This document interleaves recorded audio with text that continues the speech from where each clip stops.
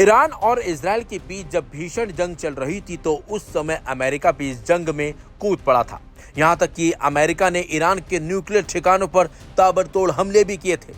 इन हमलों के बाद ईरान भड़क गया था। यहां तक कि इन हमलों का बदला लेते हुए ईरान ने कतर में स्थित अमेरिकी एयरबेस पर एक के बाद एक कई मिसाइलें दाग दी थी, जिसे लेकर ईरान की तरफ से दावा किया गया था कि एयरबेस को काफी नुकसान हुआ है, जबकि कतर के साथ साथ इन आरोपों को अमेरिका ने भी सिरे से नकार दिया था। लेकिन अब ईरान ने एयरबेस पर मची तबाही की कई तस्वीरें जारी की हैं और इन तस्वीरों के जरिए दावा किया गया है कि अमेरिकी एयरबेस पर भयंकर तबाही मची थी। ईरान द्वारा अल उदैद एयरबेस पर बमबारी के कुछ दिनों बाद एक सैटेलाइट इमेज से कथित क्षति का पता चला है। एक निजी उपग्रह फर्म द्वारा ली गई तस्वीरों में बेस पर स्थित एक संचार केंद्र को नुकसान दिखाई दिया है, जिसे लेकर ईरान ने दावा किया है कि ये तबाही की असली तस्वीरें हैं। अल उदैद एयरबेस मध्य पूर्व में अमेरिका का सबसे बड़ा सैन्य अड्डा है, जो सेंट्रल कमांड का मुख्यालय भी है। ब्रिटेन स्थित ईरान इंटरनेशनल ने निजी उपग्रह फर्म सैटेलॉजिक से ये तस्वीरें प्राप्त की हैं। 24 जून की तस्वीर में वायुसेना आधुनिकीकरण उद्यम टर्मिनल को नुकसान दिखाई दिया है। हालांकि बेस के बाकी हिस्सों में कोई अन्य नुकसान नहीं दिखा। अगर इसकी पुष्टि हो जाती है तो ये ईरान के 23 जून के हमले से हुए नुकसान की पहली पुष्टि होगी। अमेरिकी सेना ने ईरान इंटरनेशनल से टिप्पणी के लिए तुरंत कोई जवाब नहीं दिया। 22 जून को आपको बता दें, अमेरिका ने ईरान के प्रमुख परमाणु स्थलों पर बमबारी की थी, जिससे सीधे इजराइल ईरान युद्ध छिड़ गया था। Aim right, achieve big. At KR Mangalam University, we provide you the platform to turn your dreams into reality. At KR Mangalam University. बदला लेने के लिए ईरान ने 23 जून को कतर स्थित प्रतिष्ठान पर मिसाइलें दागी। एक ईरानी सांसद ने दावा किया कि ईरान ने बिना किसी अनुमति के एयरबेस को नष्ट कर दिया। हालांकि अमेरिका ने इस हमले को नजरअंदाज कर दिया और राष्ट्रपति ने इसे बहुत कमजोर बताया था। ट्रंप ने दावा किया था कि ज्यादा नुकसान नहीं हुआ और किसी भी अमेरिकी को कोई नुकसान नहीं पहुंचा है। सेंटकॉम ने कहा कि तब अमेरिकी और कतरी सेनाओं ने ईरान के मिसाइल हमले का सफलतापूर्वक बचाव किया था। खाड़ी पर ईरान के पहले हमले ने दोहा को चौंका दिया था। इससे पहले तेहरान ने अमेरिका को ईरान पर हमले न करने की चेतावनी भी दी थी। ईरान ने कहा था कि वो जवाबी कार्रवाई के तौर पर अमेरिका के मध्य पूर्व स्थित ठिकानों को निशाना बनाएगा। 24 जून को अमेरिका ने ईरान और इजराइल के बीच युद्ध विराम की घोषणा की, जिससे 12 दिनों से चल रहा युद्ध थम गया। और इसके कुछ दिन बाद ही डोनाल्ड ट्रंप ने कहा कि ईरान ने अल उदैद पर हमला करने से पहले उन्हें सूचित किया था।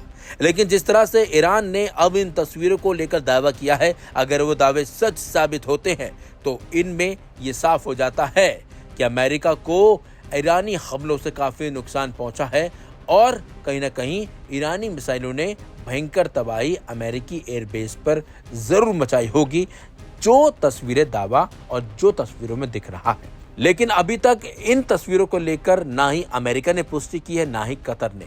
देखना होगा कि इन तस्वीरों को लेकर इन दोनों देशों की तरफ से क्या कुछ बयान सामने आता है।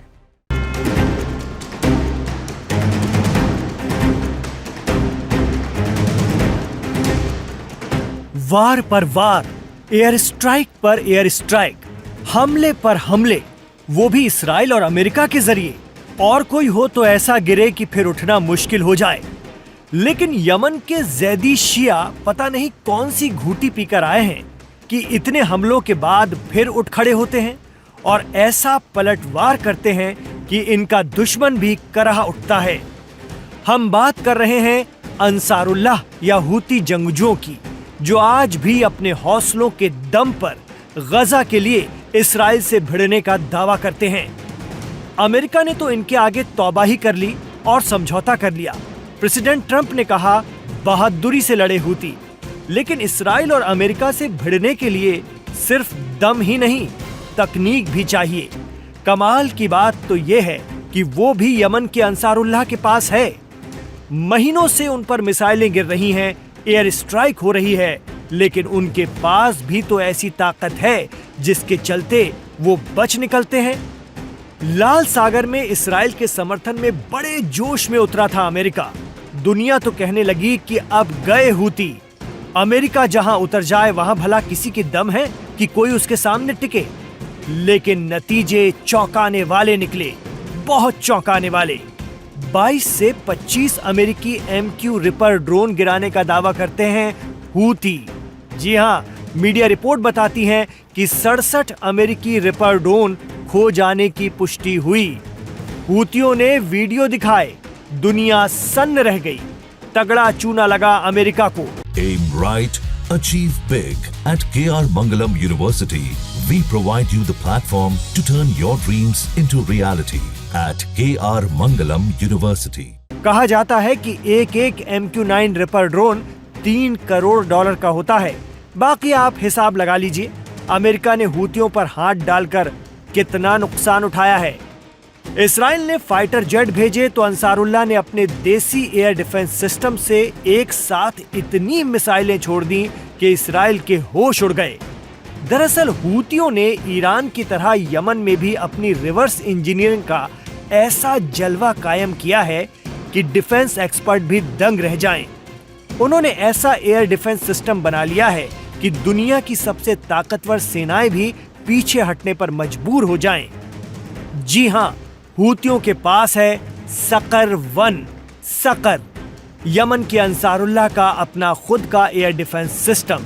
अरबी में सकर के मायने हैं दोजख या जहन्नुम की आग या झुलसा देने वाली गर्मी, जिसे सकरी कहा जाता है। ये सकर आमतौर पर 358 मिसाइल के नाम से जाना जाता है। 358 एयर डिफेंस सिस्टम अजीब किस्म का है। इसकी मिसाइलें हवा में देर तक मंडराती रहती हैं और सही मौके पर एकदम से दुश्मन के जहाजों, मिसाइलों और ड्रोन को निशाना बनाती हैं।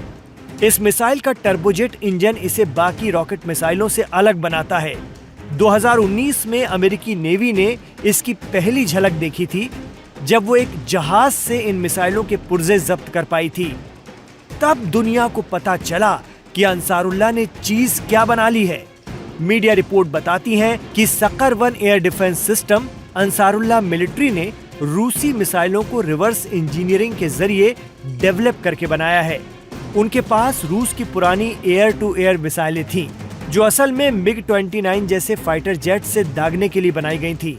लेकिन अब हूतियों ने इस मिसाइल का काम ही बदल दिया है। उन्होंने इन पुराने हथियारों को ऐसा मॉडिफाई किया कि अब ये सकर 1 एयर डिफेंस सिस्टम की शक्ल ले चुके हैं।